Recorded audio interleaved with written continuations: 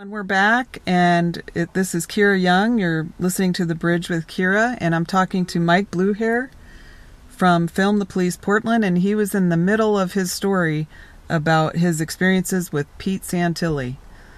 Sorry you got cut off there. Oh, it's no big deal. It's not my first time on radio. I can pause and keep where I was at. Cool. So yeah, let me just go right back into it. So we drove from the FBI compound after that fruitless conversation that Santilli was trying to have. From there back into town, from the airport, to the compound where all the sheriffs were. And like I was saying, since there were so many agencies, they just all looked like a bunch of soldiers to me because they were geared up. And Sirius doesn't even come close to it. I mean, everybody around here was like, wired for sound, frosty, fingers at the ready to put their hands in trigger guards. I mean, and I'm talking militia and cops. It was very tense. Yeah, I mean, no one had any sense of humor that night. Zero chill. Just none. No chill whatsoever. Anywho, so we get to the sheriff's compound and we pull up close by, and same thing. There's guys in the dark over there that I can see aiming rifles, and we pull up to their big racks of light-alls, and Santilli does the same deal. Can I speak with somebody in charge because I have an idea? Santilli put forth the idea to them that he knows people down there, and he thinks they trust him, and basically, he wanted permission to get some cars together or trucks together and move the women and children out, and as many of the men that would want to leave the compound. Well, I don't want to use the word compound. It was a convention or bird refuge. I mean, there was. I'll explain all the buildings down there to you later, but compound's a word that in mainstream media used, and that makes me think of fortification, and there was no fortifications out there. But anywho, so.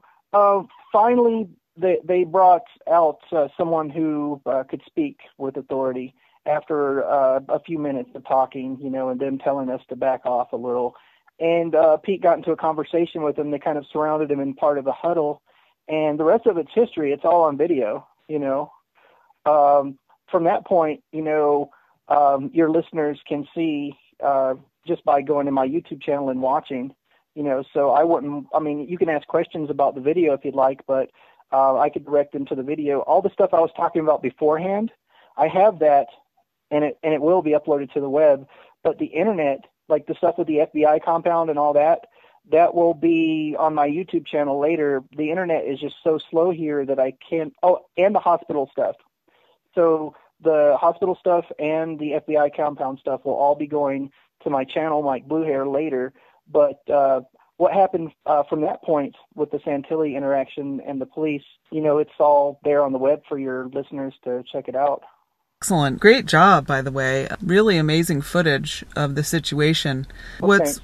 What's really good about it is that you can make up your own mind by watching it yourself. There's no angle to it.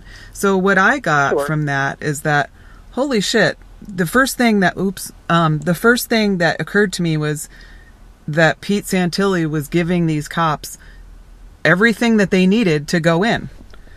Because the conversation was centered around the women and the children, that's all they needed. That's all they needed. I mean, he just handed it to them on a silver platter, basically. That was my first impression of watching that video. Okay.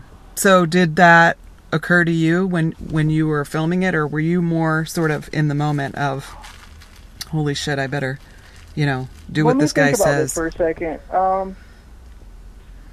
I was taking Pete at his word because that's what I do. I don't know anything about him.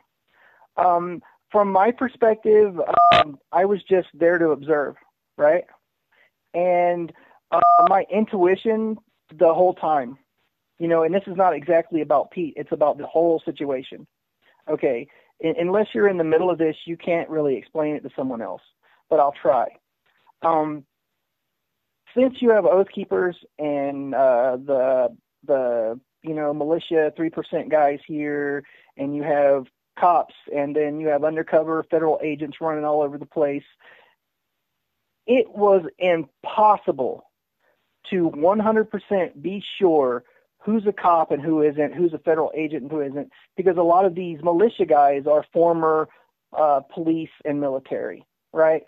So my paranoia and my spider sense, whatever, I was on heightened alert, and not trusting anything I saw because of that reason. I mean, being a professional cop watcher, I've been doing this police accountability work for 4 years now, and you get a feel for it. You can tell by how someone's walking, where the bulges are under their clothes, if they're carrying a weapon, the haircut, the cadence of their walk, their speech patterns.